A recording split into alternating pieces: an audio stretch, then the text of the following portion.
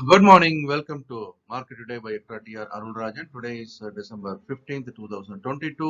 So, overall pre-market information கூட share பண்ணிக்கிறோம். இன்னையோட தகவலை பார்க்கலாம்.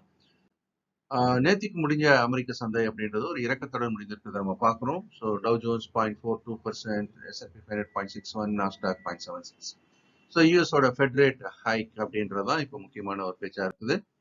இதை ஒட்டி நம்ம ஆசிய சந்தைகள் அப்படின்னு பார்க்கும்போது எல்லா சந்தைகளுமே தற்போது இறங்கிய வியாபாரமாகி வருகிறது. நம்முடைய சந்தை இண்டெக்ஸான நிப்டியான சிங்கப்பூர்ல எஸ்எக்ஸ் நிப்டி என்ற பெயர்ல இப்போது ஒரு கேப் டவுன் அப்படின்னு சொல்லக்கூடிய வகையில ஒரு 65-70 பாயிண்ட் என்ற அளவில் தற்போது இறங்கி வியாபாரமாகி வருவதை பார்க்கிறோம். ஆனால் நம்மளுடைய சந்தை ஒரு கேப் டவுனை துவங்க வாய்ப்பு இருக்கிறது. ரேஞ்ச் ஆஃப் நிஃப்டி அப்படின்னு சொல்லும்போது தொடர்ந்து நான் சொல்லிட்டு இருக்கேன், அந்த 18,400 கிட்ட வந்துட்டு திரும்ப ரீபவுண்ட் ஆயிருக்கு.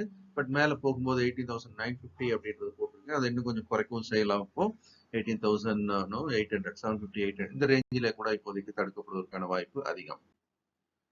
மேக்ரோ எக்கனாமிக்கல் ஃபேக்டர்ஸ் அப்படின்னு பார்க்கும்போது 10-year பாண்ட் ஈல்டு கொஞ்சம் ஸ்லைட்டா ஏறி இருக்குது. முன்னாடி 3.5 3.59 போயிருக்கு. இப்போ இன்ட்ரெஸ்ட் ரேட் ஹைக்கு முக்கியமான ஒரு காரணமா எடுத்துக்கலாம். டாலர் இண்டெக்ஸ் அப்படின்னு பார்க்கும்போது மார்ஜினலி டவுன். 1.45 இந்த ரேஞ்சில இருந்து இப்போ 1.382 குறைஞ்சிருக்கு. பிரெண்ட் க்ரூட் ஆன ஏற ஆரம்பிச்சுங்கிற பாக்குறோம். தொடர்ந்து ஒபேக்கோட கமெண்ட்ஸ் வந்து 2023ல டிமாண்ட் ரொம்ப ஜாஸ்தியா இருக்கும் அப்படின்னு அவங்க சொன்ன ஸ்டேட்மெண்ட் ஒரு காரணமா இருக்கலாம். கோல்ட் பிரைஸ் அந்த $1,800 பெர் அவுன்ஸ்ல இருந்து குறைஞ்சி இப்போ $1,793 இருக்கிறத நம்ம பாக்குறோம். யூஎஸ்டி ஐஎன்ஆர் பெரிய மாற்றம் இல்லை, 82.49 55 இந்த ரேஞ்சில இருக்கிறது பார்த்தோம்.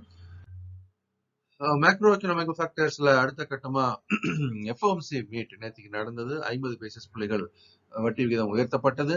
ஸோ இந்த உயர்வு அப்படின்றது இதோட நிற்காது என்பதும் வரக்கூடிய காலங்களிலும் தொடர்ந்து உயர்த்தலுக்கான வாய்ப்பு இருக்குது அப்படின்னு ஃபெட் சேர்மன் ஜெரோம் போவெல் சொன்ன ஸ்டேட்மெண்ட் மார்க்கெட் கொஞ்சம் நெகட்டிவா இருக்கு. ஆனால் பெரிய அளவில் நெகட்டிவா இல்லைன்றது ஒரு குறிப்பிடத்தக்க ஒரு விஷயம். இன்னைக்கு European central bank and bank of India கூட்டம் நடக்க இருக்கிறது. அவர்களும் வட்டி விகிதத்தை உயர்த்துவதற்கான வாய்ப்பு இருப்பதாக செய்திகள் வருகின்றன.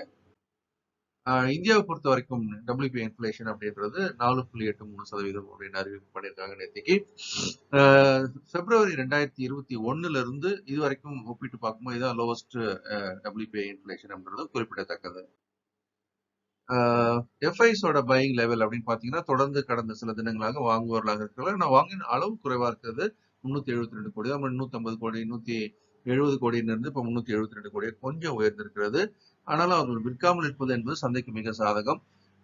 ஆனால் டிஐஸ் என்று சொல்லக்கூடிய டொமஸ்டிக் இன்ஸ்டிடியூஷனல்ஸ் மிக வலிமையான வாங்குதலை தற்போது தொடர்ந்து நிகழ்த்தி வராங்க. நேற்றுக்கும் வந்து 926 crores வாங்கியிருக்கிறார்கள்.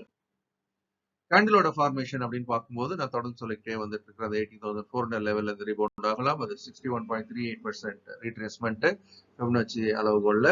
இப்ப என்ன நடக்குது அப்படின்னு பாத்தீங்கன்னா ஒரு டோஜி ஃபார்மேஷன். டோஜி என்ன சொல்லுது? ஏற்றத்தை தடுத்து நிறுத்துகிறது. இப்போ தடுத்து நிறுத்தப்பட்டு கீழ் நோக்கி சந்தை திரும்புவதற்கான ஒரு வாய்ப்பு. ஆனாலும் கூட இது வந்து பலமான இறக்கமாக இருக்குமா அப்படின்றது நம்ம தொடர்ந்து அடுத்து வரக்கூடிய கேண்டில் ஒரு பியர் கேண்டலாக இருந்தால் பலமான இறக்கம் வரலாம். இல்லை என்றால் ஒரு தற்காலிக இறக்கமாகவும் இது இருக்கலாம். So basics of stock market பயிற்சி வகுப்பு 19ஆம் தேதி திங்கள் என்று ஆரம்பிக்குது. ஒரு வார பயிற்சி வகுப்பு. காலையில் alpha state of mind 6 to 7 அதாவது 5 நாட்களுக்கான பயிற்சி. ஒவ்வொரு நாளும் நம்ம ஃபியூச்சர்ஸ் நிஃப்டியை 11 மணிக்கு லைவாவே யூடியூப்ல எக்ட்ரா நியூஸ் சேனல்ல நம்ம அனலைஸ் பண்றோம். அதை பாருங்க. இந்த நாளும் இனிமையான நாளாக இருக்க என்னுடைய மனமார்ந்த வாழ்த்துக்கள்.